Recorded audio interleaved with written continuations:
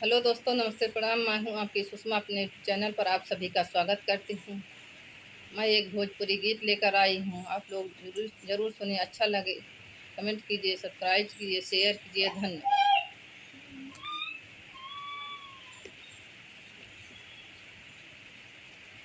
एक दिन खाती बन जात्या सोनार मोर बला मुआ। एक दिन खाती बन जात्या सोनार मोर बला मुआ। सोनार मोर बला मुआ, सोनार मोर बला मुआ।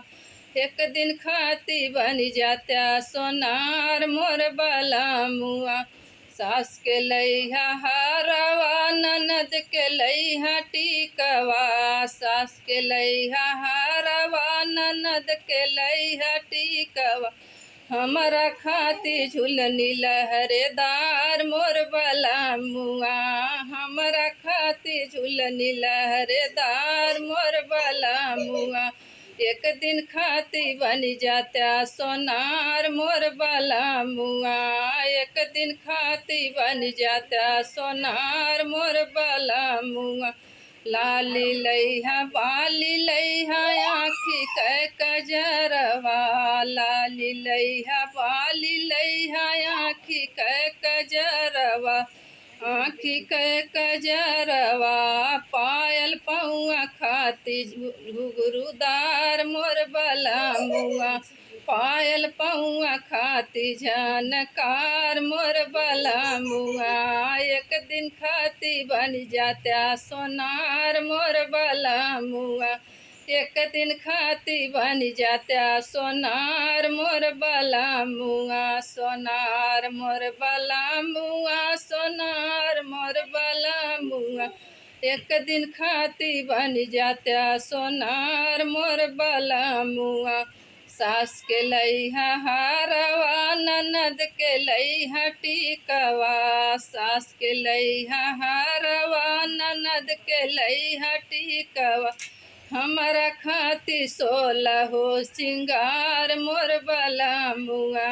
हमारा खाती सोलह हो सिंगार मोर बला मुआ। एक दिन खाती बन जात्या सोनार मोर बला मुआ। एक दिन खाती बन जात्या सोनार मोर बला मुआ। एक दिन खाती बन जात्या सोनार मोर बला मुआ।